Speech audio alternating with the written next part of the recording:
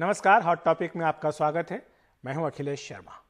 जम्मू कश्मीर के मुद्दे पर प्रधानमंत्री नरेंद्र मोदी की सर्वदलीय बैठक आज करीब 3.5 घंटे तक चली है। अब से कुछ देर पहले ही ये बैठक खत्म हुई।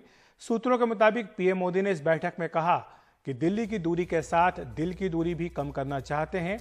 बैठक का फोकस लोकतांत्रिक प्रक्रिया को मजबूत करने पर था।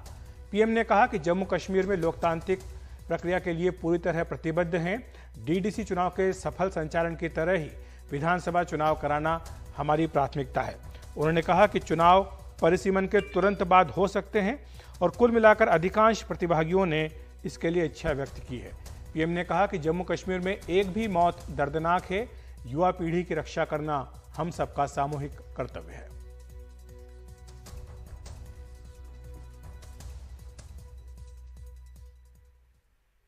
वहीं कांग्रेस के वरिष्ठ नेता गुलाम नबी आजाद ने इस बैठक के बाद कहा कि वो संतुष्ट तब होंगे जब जम्मू कश्मीर में चुनाव होंगे और पूर्ण राज्य का दर्जा बहाल होगा। सर, कुछ दल आर्टिकल 370 को हटाने की मांग भी कर रहे थे। कुछ पार्टीज ये भी कह रही थी कि आर्टिकल 370 रिवोक होना चाहिए। क्या इस तरह की बातें, इस तरह की चर्चा भीतर भी मीटिंग? देखो, अधिकतर लोगों ने कहा कि वो सुप्रीम कोर्ट के हैं, तो सुप्रीम कोर्ट के निर्णय का फैसला अधिकतर पार्टियों ने कहा। सर, स्टेट हुड का मामला हो चाहे इलेक्शन का मामला हो, आप प्रधानमंत्री ने कोई आश्वासन दिया आप लोगों को? गृह मंत्री प्रधानमंत्री से पहले बोले और उन्होंने कहा कि जो हम वचनबद्ध है स्टेट देने के लिए, लेकिन पहले डिलिमिटेशन हो, इलेक्शन भी हो जाएंगे, इलेक्शन भी का हम वचनबद्ध हैं और स्टेटहुड देने के भी वचनबद्ध है। तो खाली उन्होंने कहा कि सिर्फ ये इसका इंतज़ार है और इसका विलंब हो गया, इसकी वजह से कोविड की वजह से हो नहीं पाया, वरना अभी तक डिलिमिटेशन हो जाता तो डिलिमिटेशन ख़त्म हो जाएगी तो हम इलेक्शन के भी करवाएंगे और स्टेटहुड भी देंगे। आप लोग संतुष्ट हैं? आप लोग बैठक से संतुष्ट हैं? अब हम संतुष्ट उस दिन हो जाएंगे जिस दिन इलेक्शन में हो जाएगा और स्टेटहुड दी जाएगी। और सब ने ये एक मांग की, हम लोगों ने भी मांग की है कि फुल फ्लैज स्टेटहुड की बात हम करते हैं। और इस बैठक के बारे में सरकारी पक्ष क्या है, ये जानकारी दी है केंद्रीय मंत्री जितेंद्र सिंह ने। प्रधानमंत्री जी ने कहा कि जम्मू कश्मीर में लोकतांत्रिक प्रक्रिया से जुड़े अगले महत्वपूर्ण कदम यानी विधानसभा चुनाव की तरफ हमें मिलकर जाना है।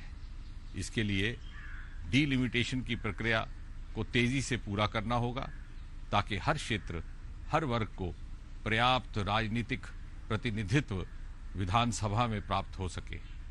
विशेष रूप से दलितों, पिछड़ों, जनजातीय क्षेत्रों के साथियों को एक उचित प्रतिनिधित्व देना आवश्यक है। फ्रेंड्स, डिलिमिटेशन की इस प्रक्रिया में सभी की हिस्सेदारी हो, इसको लेकर के बैठक में विस्तार से बातचीत हुई। बैठक में मौजूद सभी दलों ने इस प्रक्रिया में हिस्सा लेने के लिए सहमति जताई है। उमर अब्दुल्ला नेशनल कॉन्फ्रेंस के नेता, पूर्व मुख्यमंत्री बोल रहे हैं, आइए उनको सुन लेते हैं। Why do we need to invite the center to visit J&K? वो कौन सा हमारे इनविटेशन का इंतजार कर रहे हैं? जब हम जेलों में और गेस्ट हाउसों में बंद थे तब कौन सा उनका आना जाना बंद रहा? अब क्या, अब वजीर आजम साहब मेरे इनविटेशन का इंतजार करेंगे? अब प्राइम मिनिस्टर हैं मुल्क के, जब आना चाहेंगे आएंगे और देखेंगे वहाँ के सूरत हाल को और हालात को। और बीच बीच में कई सारे कॉन्स्टिट्यूशनली, डेमोक्रेटिकली, पीसफुली स्ट्रगल करेंगे, चाहे महीने लग जाए या साल लग जाए। हम जम्मू कश्मीर में 370 बहाल करेंगे क्योंकि ये हमारे आइडेंटिटी की बात है। ये हमें पाकिस्तान से नहीं मिला था, ये हमारे मुल्क हिंदुस्तान ने, जवाहरलाल नेहरू ने, सरदार वल्लभ भाई पटेल ने खुद हमको दिया था। और जो जम्मू कश्मीर की आइडेंटिटी है, हमारे जॉब से, हमारी लैंड है, हमारा डोमिसाइल है, ये सारा सिक्योर करता है। इसमें कोई कॉम्प्रोमाइज नहीं होगा। इसके अलावा हमने कहा कि आप चाइना के साथ बात कर रहे हैं जहां लोगों का कोई इन्वॉल्वमेंट नहीं है, जम्मू कश्मीर में लोगों का इन्वॉल्वमेंट है। मैंने उनको कॉम्प्लीमेंट किया, आपने पाकिस्तान से बात की, सीज फायर कराया, बहुत अच्छी बात है। इन्फिल्ट्रेशन कम हुई, बहुत अच्छी बात है। अब अगर जम्मू कश्मीर के लोगों को सुकून मिलता, आराम मिलता, उसके लिए अगर आपको पाकिस्तान से फिर बात करनी चाहिए। और जो ट्रेड जम्मू कश्मीर, चाहे रावलाकोट का हो, चाहे वो मुजफ्फराबाद रोड का उड़ी मुजफ्फराबाद हो। जो ट्रेड हमारा रुक गया है उसको चालू करने के लिए भी पाकिस्तान के साथ बात करनी चाहिए, क्योंकि उसमें काफी लोगों का रोजगार है। और जम्मू कश्मीर में जो सख्ती है, जो पकड़ दकड़ है, जो मारपीट का माहौल है, जिस तरह से अभी बात की नहीं होती है तो उसको UAPA लगाया जाता है। अभी कोई सांस ले नहीं पाता है, जर्नलिस्ट को तंग किया जाता है, सबको तंग किया जाता है। ये सख्ती बंद होनी चाहिए और जो जेलों में प्रिजनर्स हैं उनको रिलीज किया जाना चाहिए, जिनके खिलाफ कोई ज्यादा नहीं है। और दूसरा, जो जब तक हमारा ये जो रोज कोई ना कोई कानून जारी होता है, जैसे डोमिसाइल, हमारी जो जमीन है, हमारे जो जॉब्स हैं, हमारे जो मिनरल्स हैं, वो सिक्योर होने चाहिए, उनको सेल आउट नहीं होना चाहिए उन पे। और इसके अलावा जो हमारा नुकसान हुआ है 2019 के बाद, चाहे वो ट्रेडर्स हैं, ट्रांसपोर्टर्स हैं, या दूसरे जो टूरिज्म के साथ करने वाले लोग हैं, हॉर्टिकल्चरिस्ट हैं, उनको बहुत अच्छी तरह से एक पैकेज मिलना चाहिए, ताकि उनकी जो। इस बैठक में बीजेपी के नेता रविंद्र रैना भी मौजूद थे। आइए सुन लेते उन्होंने क्या कहा। माननीय प्रधानमंत्री नरेंद्र मोदी साहब ने सभी की बात सुनी और प्रधानमंत्री जी ने कहा जम्मू कश्मीर की भलाई के लिए, जम्मू कश्मीर की जनता की भलाई के लिए वह सभी कदम उठाएंगे जिससे जम्मू कश्मीर के जनमानस का भला हो। हमारे सहयोगी नीता शर्मा हमारे साथ 7 लोग कल्याण मार्ग से जुड़ रही है इस खबर पर चर्चा करने के लिए। नीता, हमने तमाम नेताओं को सुना, सबने अपने अपने मुद्दे रखे, लेकिन जो बात पीएम की ओर से कही गई, सीधा फोकस सरकार का इसी बात पर दिख रहा है कि डिलिमिटेशन की जो एक्सरसाइज है जितना जल्दी हो सके उसको पूरा किया जाए, ताकि विधानसभा चुनाव जो है वो जल्द से जल्द हो सके।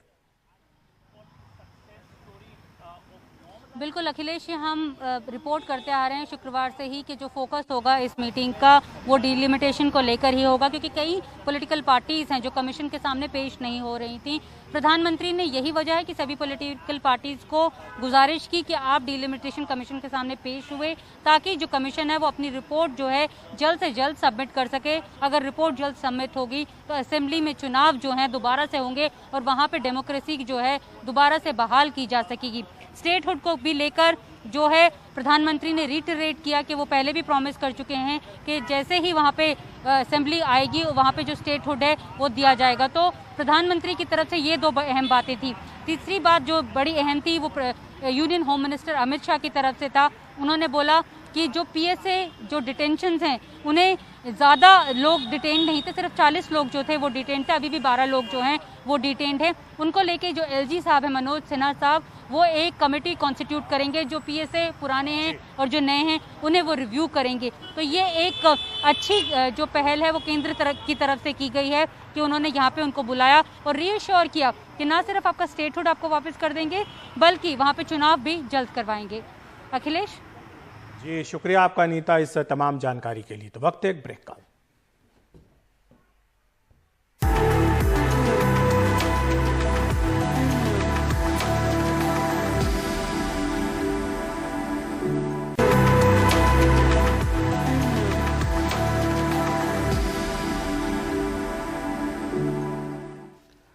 तो जम्मू कश्मीर के मुद्दे पर अब से कुछ देर पहले ही पीएम नरेंद्र मोदी की सर्वदलीय बैठक खत्म हुई है। करीब 3.5 घंटे तक बैठक चली।